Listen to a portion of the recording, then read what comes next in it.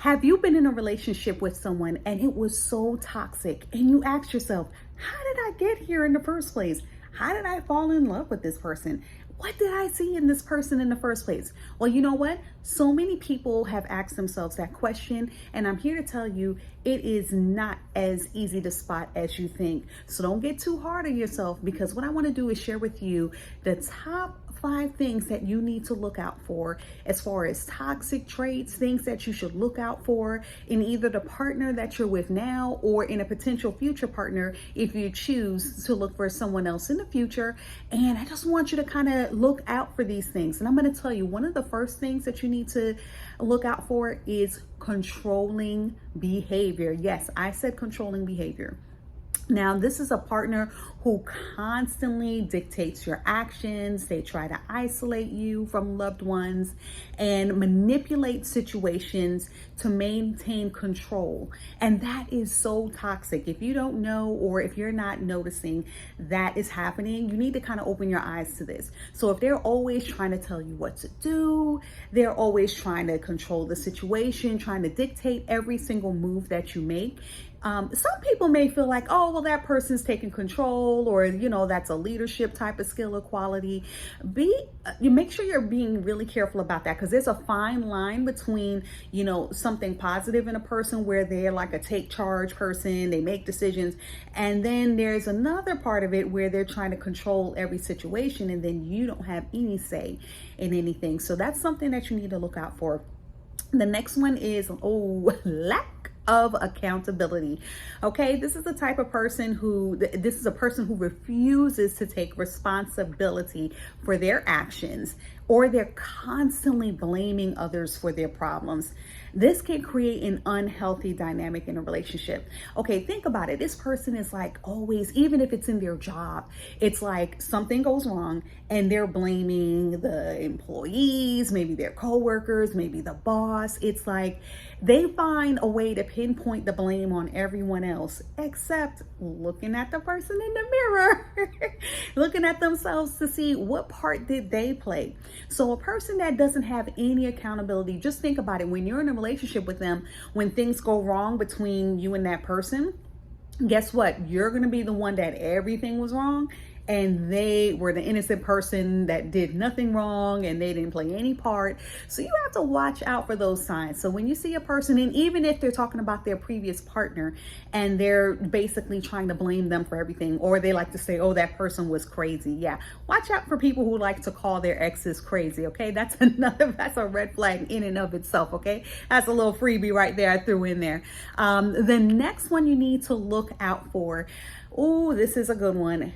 They're constantly criticizing everything, okay? And criticism is healthy in moderation. So, you have constructive feedback. You want to be able to, take some negativity to a degree if it's going to help you change and make things better for yourself and in your life. But if it's constantly, they're belittling you, they're nitpicking at everything, or they have this demeaning behavior, and it can chip away at your self-esteem and also the relationship's foundation. So just imagine you're with a person. They criticize everything from the clothes you wear, how you comb your hair. I mean, even to the point of like how you even cook, how you clean the house, how you even get ready to go to work or to go to church or wherever you go. If they're just like every little thing is like a constant criticism, you have to ask yourself, what is it that makes them just want to find the worst in everything? They can't find anything positive. It's like they don't have any compliments. It's always something negative that they have to say. So I just want you to be very mindful of that and just look out for that. So constant criticism, okay? So another thing is, big one. I know you've been around some people that are insecure, the jealousy. So that, I would say, is my fourth. The excessive jealousy, possessiveness, or mistrust without any valid reason. And this can lead to such toxic behaviors like monitoring your every move, or attempting to isolate you from others. So one of the things you may notice, and this may not even, this could fly under the radar if you're not careful. The possessiveness in that piece is like they're always trying to call you. They're always trying to monitor where you are. So it's either constant text messaging, constant phone calls. It's like always consistently trying to figure out where you are, what you're doing, what's going on. And it may seem cute in the beginning, like, oh, you know, they're checking on me and, you know, they're thinking of me. But you got to ask yourself, what is the real reason behind it? What would be the reason for someone to text or call you 10 times before it's even noon, and then another 15 to 20 times before you even see them at dinner time? You have to ask yourself if it's becoming obsessive. And then if they just have this like mistrust, or they don't trust you, but there's no reason that they would have to not trust you. One, a lot of times when people are like that, it's kind of a reflection of themselves. So I want you to be mindful of that. If they are so lack of trust, like if they just don't trust anyone, and they're always thinking someone's up to something, someone's out to get them, you know, like that person is doing the wrong thing.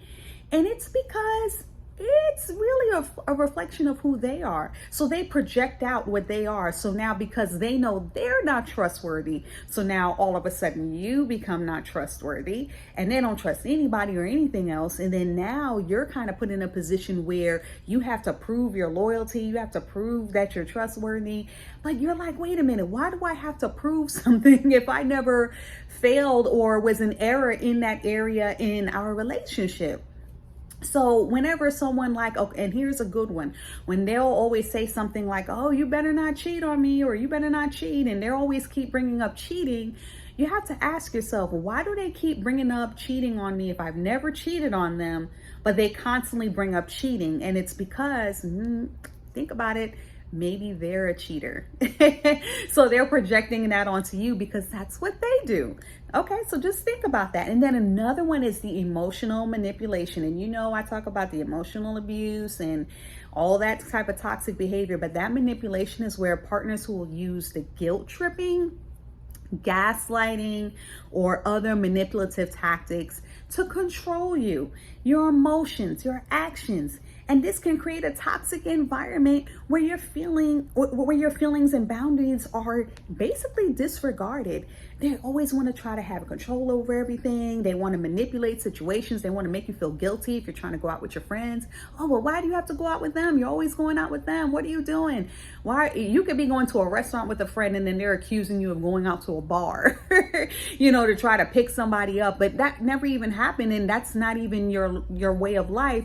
But they want to put that on you, that burden on you, to make you feel so bad about what you're doing, even though you're doing nothing wrong. But it's just a way to control you, to keep you in their space, to keep you away and isolate you, remember, from the people that care about you and that you care about, so that they can slowly but surely have that control over you. And then next thing you know, you won't have any friends. You won't have any family members that you're in good graces with. And then it takes an ugly turn.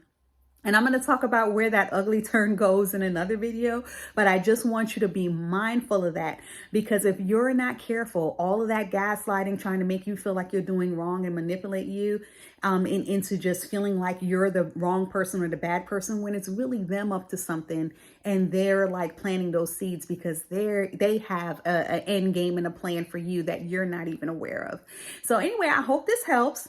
And yeah, always comment, ask me any questions.